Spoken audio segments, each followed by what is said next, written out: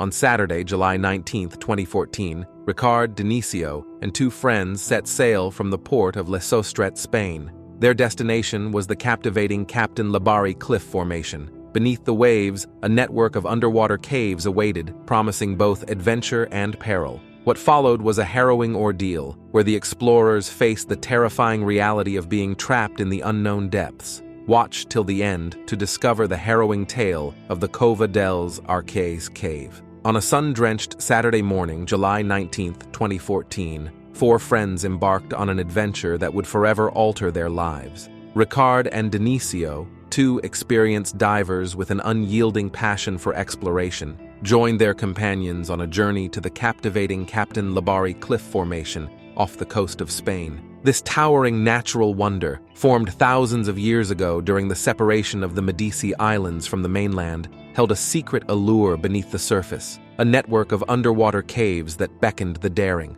The friends set sail from the port of Lesostret, their spirits high with anticipation. Ricard and Denisio, equipped with their diving gear, eagerly awaited the moment they would plunge into the crystal-clear waters. While one friend remained on the boat as a watchful guardian, the other three prepared to uncover the mysteries hidden below. Their destination was Cova dels Arquets, a limestone cave tucked away in the mooring area. This underwater haven, measuring 80 meters or 202 feet in length, was a popular haunt for local divers. Its reputation for good visibility and easy access made it a common dive site, attracting underwater photographers and adventure seekers alike. Reaching Cova dels Arquets required a short journey by car from Leicester to De Molinier, followed by a swim north along the coastline. Upon reaching Ponte del Arquets, the divers would begin their descent, following the seabed for 50 to 60 meters until they reached the cave's entrance. The entrance itself, located 10 meters or 33 feet below the surface,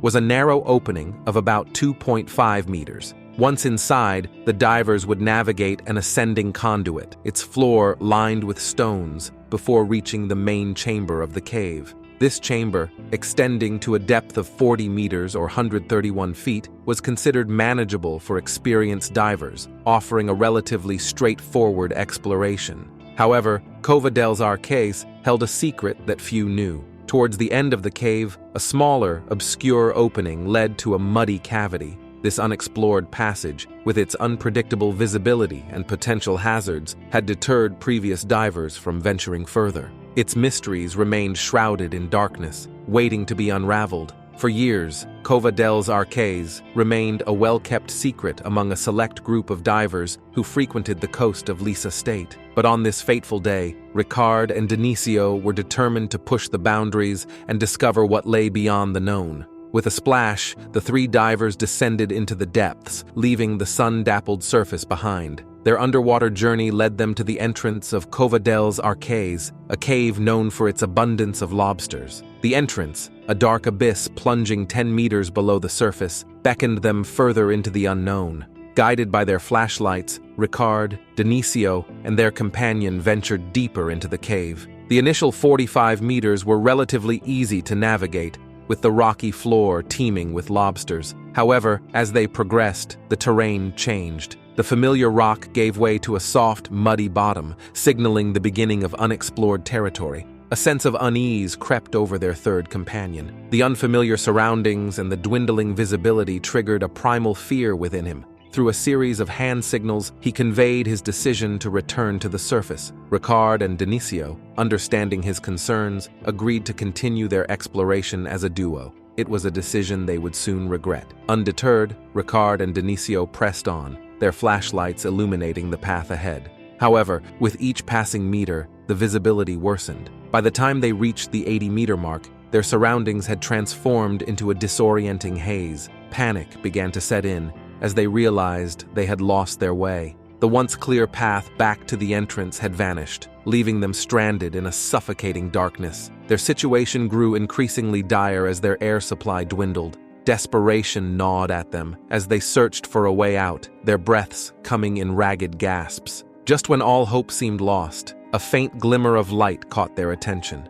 A hairline crack in the cave ceiling, a beacon of hope in their darkest hour. With renewed determination, they swam towards the crack, their hearts pounding in their chests. It was a desperate gamble, but they had no other choice. With a surge of adrenaline, they squeezed through the narrow opening, their bodies scraping against the rough edges. The passage, barely wide enough for them to fit, twisted and turned, leading them further away from the familiar. After what seemed like an eternity, they emerged into a hidden chamber. To their astonishment, it was a subterranean lake filled with air, a pocket of life in the depths of the cave. They quickly removed their diving gear, their heads breaking the surface of the water. Relief washed over them as they took in deep breaths of air. They had cheated death, finding refuge in this unexpected haven. Their ordeal was far from over, but for now, they were alive. As the hours passed, anxiety gnawed at the friend who remained on the boat, watching the water for any sign of Ricard and Denisio.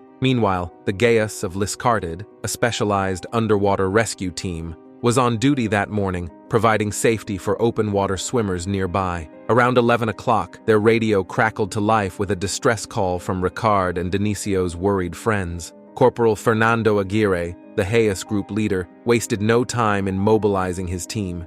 They raced back to the dive site, their hearts heavy with dread. Hope dwindled with each passing minute. They knew that the air in Ricard and Denisio's tanks would have long run out, leaving them vulnerable to the unforgiving depths. Unbeknownst to them, the two divers had stumbled upon a lifeline, an air pocket, a bubble of breathable air trapped within the cave. This 30-square-meter sanctuary, with a ceiling height of 1.5 meters, offered a glimmer of hope. Inside, an estimated 35,000 liters of air awaited them. But this refuge was a double-edged sword. As Ricard and Denisio breathed, they unknowingly filled the confined space with carbon dioxide. The invisible gas, a byproduct of respiration, gradually replaced the precious oxygen, transforming their haven into a toxic chamber. The insidious effects of carbon dioxide poisoning began to take hold. Their bodies weakened, their minds grew foggy. Dehydration, disorientation, and the chilling cold of the water compounded their misery. Ricard, bearing the brunt of the poisoning, grew increasingly weaker. He struggled to keep his head above water, his once strong limbs failing him. Denisio watched in horror as his friend slipped beneath the surface. With a surge of adrenaline, he managed to pull Ricard back up, their lives hanging in the balance. 5 agonizing hours passed. Their air tanks were empty. The water remained murky and cold, and the air pocket had become their enemy. Their bodies succumbed to the toxic fumes, their minds slipping into a state of paralysis. Ricard, his fight for survival extinguished, slipped under the water once more. This time, Denisio, drained of all strength, could not save him. He watched helplessly as his friend's lifeless body drifted away. Now alone, Denisio knew his time was also running out. He had exhausted every ounce of energy, his body succumbing to the cold and the poisonous air. With a heavy heart, he prepared for the inevitable. Back on the surface, Corporal Aguirre and his team arrived at the cave entrance at 5 p.m.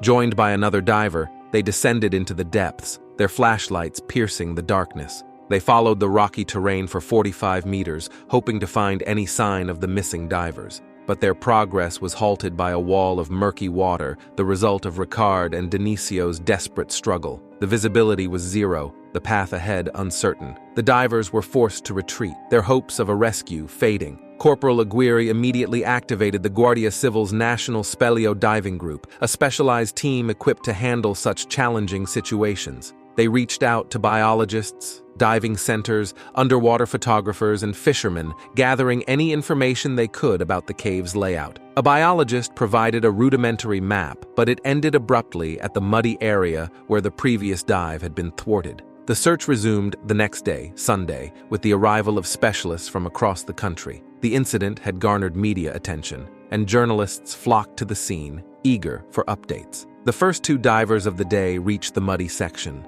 The water had settled overnight, revealing a narrow fissure in the cave wall. It seemed possible that Ricard and Denisio had squeezed through this opening in their desperate search for an escape route. One of the divers, a member of the Guardia Civil, cautiously entered the fissure. The narrow passage forced him to move slowly, his body pressed against the cold, damp rock. After what felt like an eternity, he emerged into the air pocket. There, in the dim light, he found Denisio. The survivor was clinging to the wall, his body half submerged in the water, his breath coming in ragged gasps. Denisio was alive, but barely. He was in a state of shock, disoriented, and severely weakened by hypothermia and dehydration. The rescuers worked quickly, administering oxygen and isotonic drinks to Denisio, but convincing him to leave the air pocket proved to be a challenge. Confused and frightened, he refused to cooperate, his trust shattered by the traumatic ordeal. Corporal Aguirre, understanding the delicate situation, devised a plan.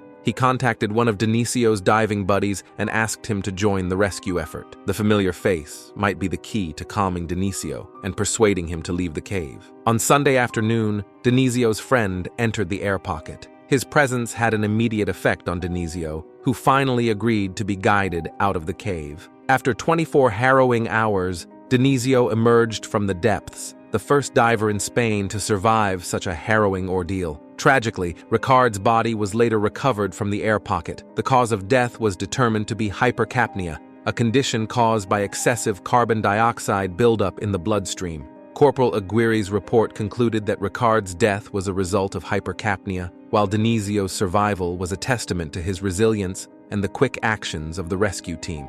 In our next video, we will delve into another chilling cave tragedy that shook the world. Stay tuned to uncover the secrets of these subterranean depths and the remarkable stories of survival against all odds.